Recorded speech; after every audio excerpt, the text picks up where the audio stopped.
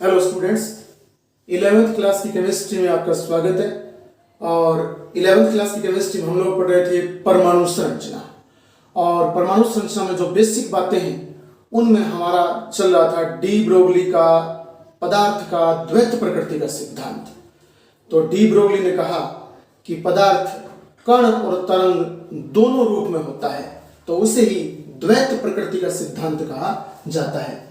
तो de Broglie ने वो दिया था और डी ब्रोगली ने एक समीकरण प्रतिपादित की अपने सिद्धांत के अनुसार, जिसे कहते हैं lambda is equal to h upon m v. यहां लैम्डा तो है तरंग दैर्ध्य। क्या है? तरंग दैर्ध्य, यानी जो पदार्थ है, जो कण है, उसका तरंग दैर्ध्य होता है लैम्डा। उसके बाद में एच को बोलते हैं प्लांक नियतांक। प्लांक नामक वैज्ञानिक के सम्मान में, उनके आदर में, और एक प्लांक नियतांक या प्लांक स्थिरांक बोलते हैं इसे।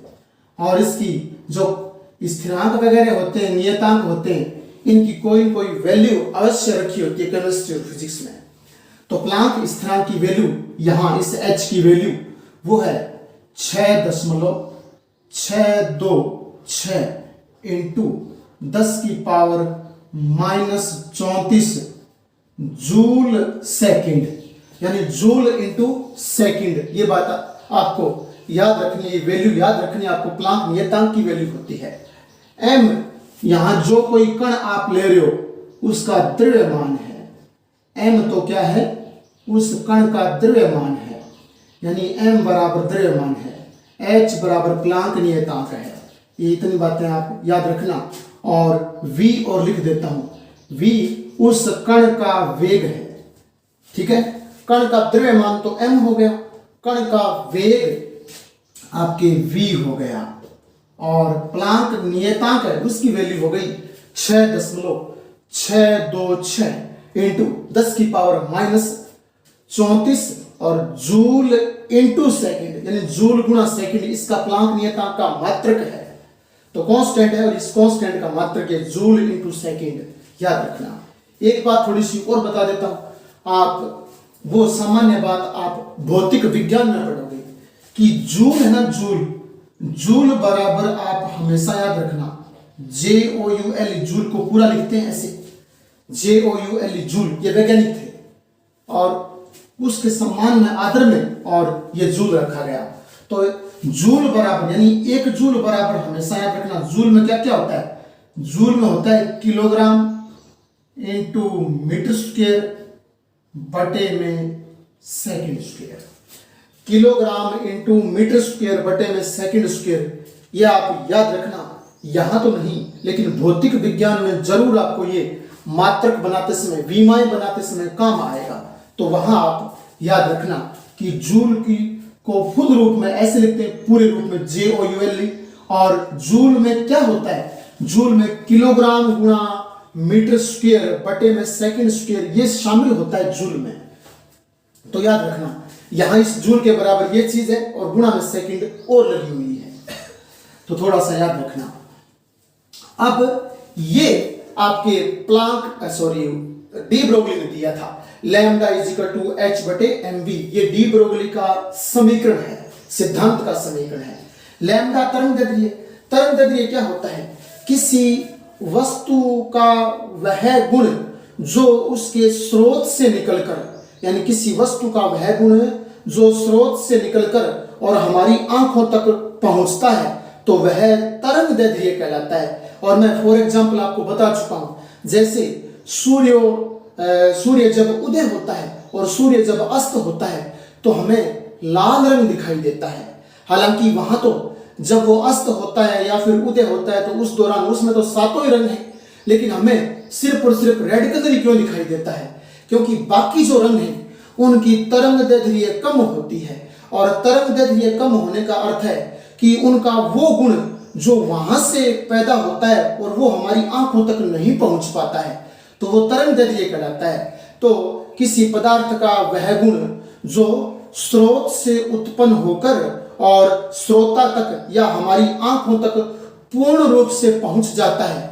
वो उसका तरंग दैर्ध्य कहलाता है। तो लाल रंग का तरंगदैर्ध्य सबसे अधिक होता है, तभी तो वो हमारी आंखों तक लाल रंग पहुंच जाता है और सूर्य हमें लाल रंग का दिखाई देता है अस्त होते समय और उदय होते समय।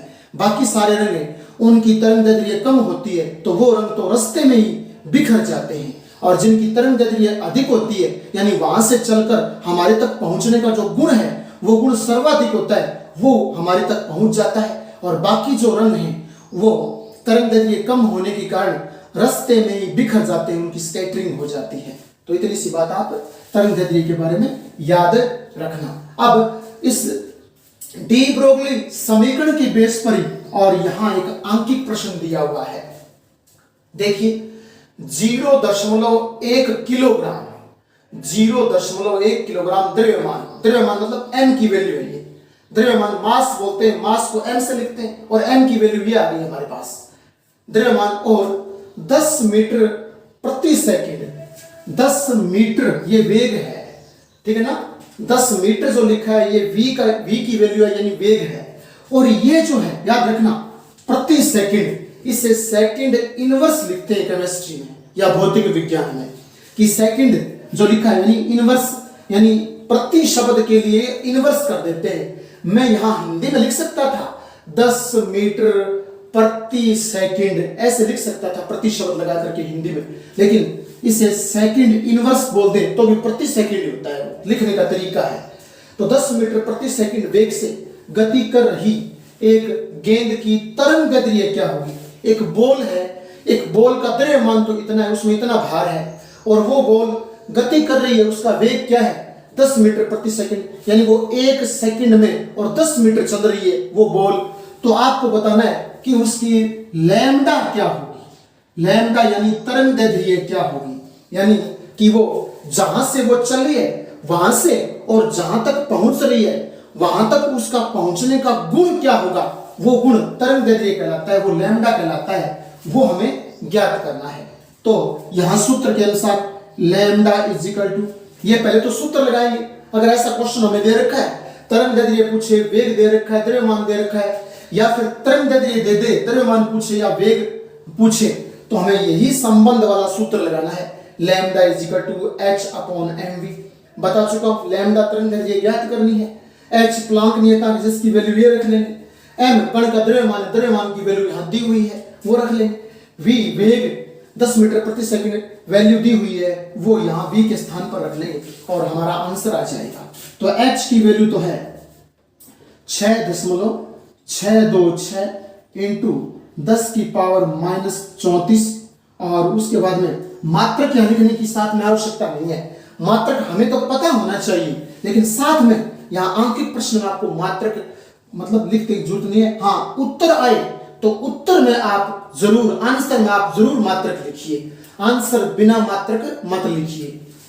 तो यहां हल करते समय और यहां कुछ लिखने की आवश्यकता नहीं है, h की वैल्यू यहां मैंने रख दी, और m द्रव्यमान, द्रव्यमान देखिए दिया हुआ है 0.1, अर्थात शुद्ध बोलूं तो 0.1 सेम कर देंगे, इस m की वैल्यू आ गई, यहां m और v के बीच में गुणा तो गुणा लगा देंगे, v की वैल्यू ये रही 10 मीटर प्रति सेकंड, तो यहां 10 लगा देता हूं।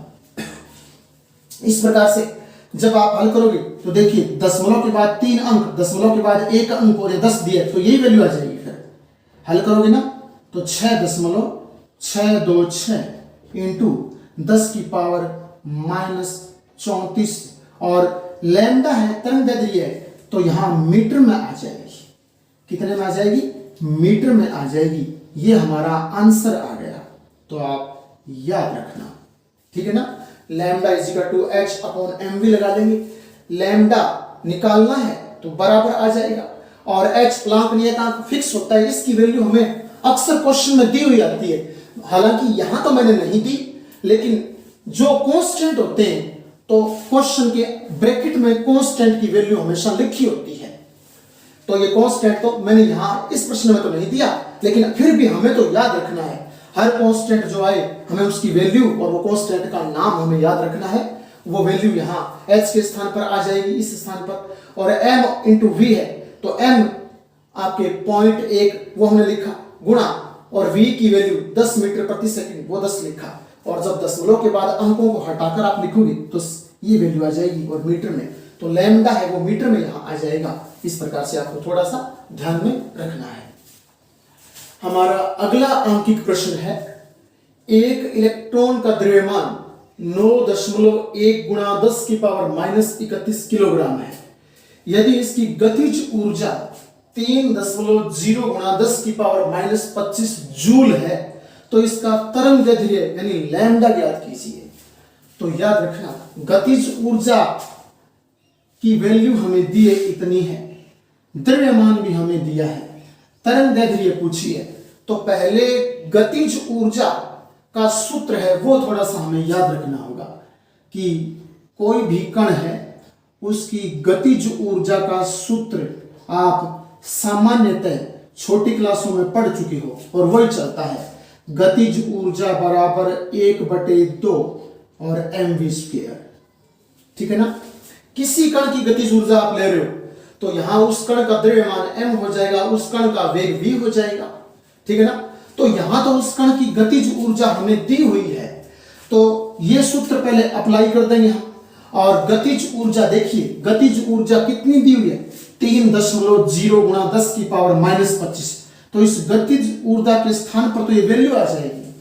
तो इस गतिज ऊर्जा के स्थान पर ये वैल्यू लिख देता हूं मैं, 3.0 गुणा 10 की पावर -25 बराबर 1/2 और mv²। ठीक है। अब यूं करते हैं, इसमें से v निकाल लेते हैं।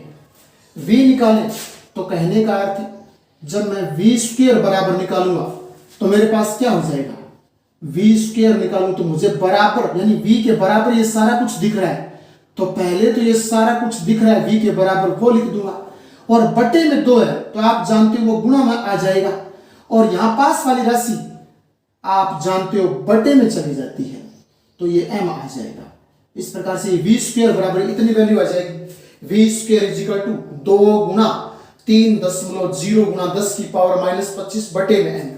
और फिर हमें अकेला v निकालना है, तो आप जानते हो v² है, स्क्वायर हटाऊंगा तो ये रूट बन जाएगा, तो ये रूट बन जाएगा, तो ये इस प्रकार से यूं हो जाएगा।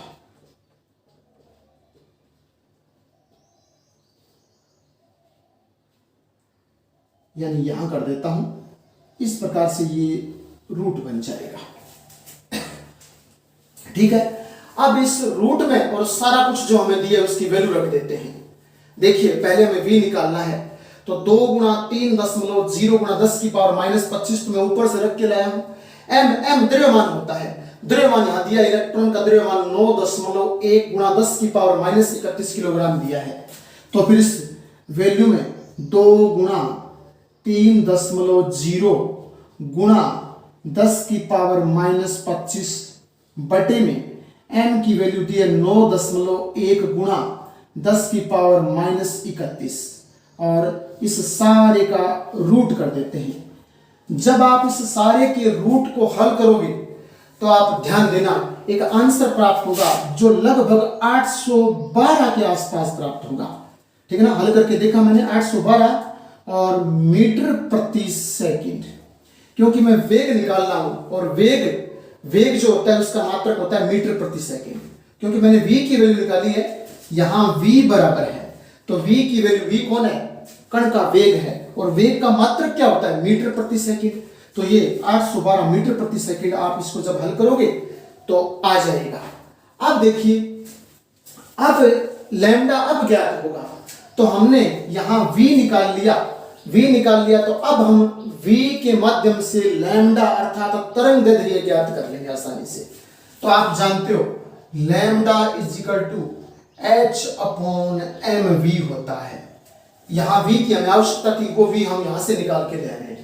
तो लैम्डा सेम का सेम आ जाएगा, h प्लांक नियतांक 6.626 इंटू 10 की पावर -34 ये लगा लेंगे, बटे में m इलेक्ट्रॉन का द्रव्यमान एक बार फिर दिया हुआ है 9.1 गुणा 10 की पावर -31, 9.1 गुणा 10 की पावर -31, और v की वैल्यू हमने अभी निकाली 812, तो गुणा में यहां 812 कर देंगे इस प्रकार से। और इस सारे को जब आप हल करके लाओगे तो याद रखना लैम्डा बराबर 8967 गुणा 10 की पावर 10 मीटर प्राप्त होगा। लैम्डा तरंगदैर्घ्य मीटर में और कितनी प्राप्त होगी 8967 इंटू 10 की पावर -10 मीटर, जो एट लास्ट लैम्डा का मान हमें प्राप्त हो जाएगा। तो इतनी सी बात आप याद रखना। तो इसमें आप ध्यान देना, गतिज ऊर्जा दी हुई है और द्रव्यमान दिया हुआ है, लैम्डा हमसे पूछा है। तो गतिज ऊर्जा जब दी हुई हो तो पहले गतिज ऊर्जा वाला सूत्र लगाइए। गतिज ऊर्जा इक्वल टू 1/2 mv²। गतिज ऊर्जा की वैल्यू यहाँ गतिज ऊर्जा के स्थान पर आ जाएगी और बराबर हम v की वैल्यू निकाल लेंगे तो v² में इतना कर देंगे, m द्रव्यमान यहाँ दिया वो m के स्थान पर रख लेंगे और फिर v² हटाऊंगा तो रूट हो जाएगा और रूट की वैल्यू 812 आ जाएगी, यानी v की वैल्यू 812 मीटर प्रति सेकंड प्राप्त हो गई। अब v की वैल्यू प्राप्त हो रही है तो इससे लैम्डा प्राप्त हो जाएगा, क्योंकि v और लैम्डा में एक संबंध होता है जिसे हम कहते हैं लैम्डा इक्वल टू h/mv। तो यहाँ v और लैम्डा में संबंध था, इस संबंध को रखेंगे तो आपकी प्लांक नियतांक का मान फिक्स होता है, वो हमें याद रखना है, वो लिख देंगे। m द्रव्यमान, यहाँ इलेक्ट्रॉन का द्रव्यमान दिया हुआ है वो रख देंगे और v हमने निकाला 812 वो लगा देंगे और जब सारे को हल करेंगे तो 8967 इंटू 10 की पावर -10 मीटर प्राप्त होगा। गणना हमेशा आपको करनी पड़ेगी। अगला अंकित प्रश्न है 3.6 एंगस्ट्रम। एंगस्ट्रम याद रखना मात्रक होता है दूरी का, लंबाई का। एंगस्ट्रम 3.6 एंगस्ट्रम तरंगदैर्घ्य लंबाई वाले एक फोटोन, फोटोन याद रखना प्रकाश के कण को बोलते हैं। सूर्य का प्रकाश जब हमारे तक पृथ्वी पर पहुंचता है तो वह कणों के बंडल के रूप में आता है, कणों के पैकेट के रूप में आता है और उन कणों के पैकेट को फोटोन कहा जाता है। तो एक फोटोन के द्रव्यमान यानी एक कोई कण है प्रकाश का और उस कण के द्रव्यमान की गणना हमें करनी है और उसकी जो तरंगदैर्घ्य यानी जो लंबाई है वो दी है 3.6 एंगस्ट्रॉम। तो पहले एक बात बताता हूं, एंगस्ट्रॉम लंबाई का, दूरी का मात्रक है। तो यहां एक एंगस्ट्रॉम आपको याद रखना है, एक एंगस्ट्रॉम बराबर इस प्रकार से यूं बोलते हैं इसे एंगस्ट्रॉम। एक एंगस्ट्रॉम बराबर 10 की -10 तो मीटर होता है, 10 की -10 मीटर होता है और एक एंगस्ट्रॉम बराबर 10 की -8 सेंटीमीटर होता है। ये दो छोटी सी बातें आप याद रखना। ए नोट लिखा हो तो उसे एंगस्ट्रॉम बोलते हैं जो कि लंबाई का, दूरी का मात्रक है और यहां मीटर यानी एमकेएस और सीजीएस में कन्वर्ट करें तो कहने का अर्थ मीटर को 10 की -10 मीटर और 10 की -8 सेंटीमीटर में कन्वर्ट कर लेंगे एक एंगस्ट्रॉम के बराबर। तो हमें यहां द्रव्यमान m की गणना करनी है और तरंगदैर्घ्य की वैल्यू दी हुई है। तो आप याद रखना लैम्डा है वो तो हमें दिया हुआ है, द्रव्यमान है वो हमें निकालना है और हम एक इसमें संबंध होता है, वो संबंध आप याद रखना डी ब्रोगली के तरंग समीकरण या तरंग सिद्धांत से प्राप्त होता है, लैम्डा h/mv। तो हमें यहां लैम्डा तो दिया हुआ है, ठीक है, लैम्डा दिया हुआ है वो हम यहां लिख लेंगे, लैम्डा की वैल्यू यहां आ जाएगी। और पहले हम एक काम कर लेते हैं, यहां एंगस्ट्रॉम दिया है और द्रव्यमान की गणना हम ग्राम या किलोग्राम में करेंगे। तो फिर इस लैम्डा एंगस्ट्रॉम को भी उसके समान उसी मात्रक में बदलना होगा, यानी द्रव्यमान को हम ग्राम किलोग्राम में कन्वर्ट करें तो जिस पद्धति में ग्राम किलोग्राम आते हैं तो एंगस्ट्रॉम को भी उसी पद्धति में चेंज करें। तो फिर हम आपकी किलोग्राम में कन्वर्ट करें तो यहां एंगस्ट्रॉम को मीटर में कन्वर्ट करना पड़ेगा। तो फिर हम यहां लैम्डा के स्थान पर और क्या लगा देंगे 3.6 तो हमारे पास है वो लगा देंगे और मीटर में कन्वर्ट करूं तो गुणा 10 की पावर -10 और लगा देता हूं तो गुणा 10 की पावर -10 ये इस लैम्डा के स्थान पर सारा आ गया और मैंने इस एंगस्ट्रॉम को किस में कन्वर्ट कर लिया, मीटर में कन्वर्ट कर लिया पीछे ये लगा करके और बराबर का निशान यहां लगा देता हूं। x कांस्टेंट आप जानते हो 6.626 इंटू 10 की पावर -34 लगा देता हूं।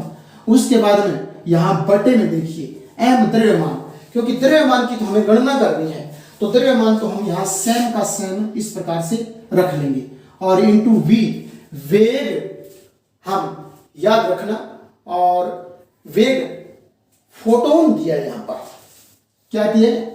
फोटोन।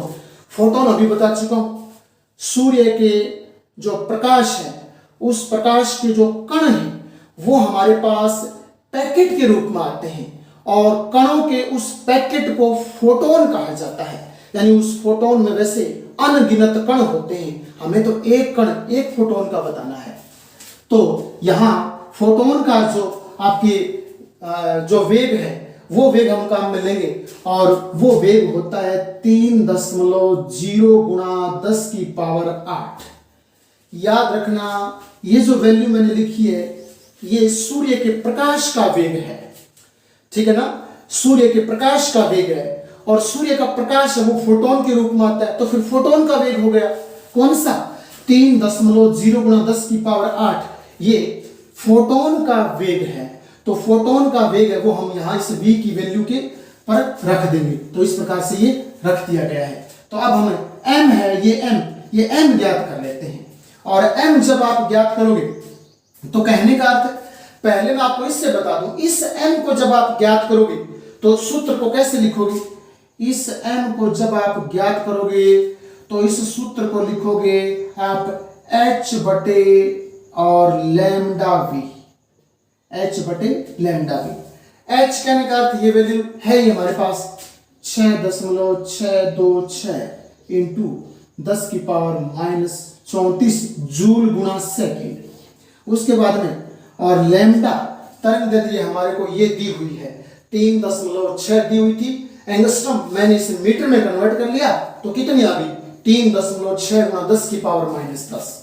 तो यहां लगा दूंगा 3.6 गुणा 10 की पावर -10, ये यहां आ जाएगी। और v मतलब वेग, और वेग किसका? फोटोन का। और फोटोन बता चुका हूं, प्रकाश का जो कण है उन कणों के बंडल को बोलते हैं, तो यहां फोटोन प्रकाश का ही वेग होगा, और उसे हम लिखेंगे 3.0 गुणा 10 की पावर 8 मीटर प्रति सेकंड। आप याद रखना प्रकाश का वेग हमेशा 3.0 गुणा 10 की पावर 8 मीटर प्रति सेकंड होता है।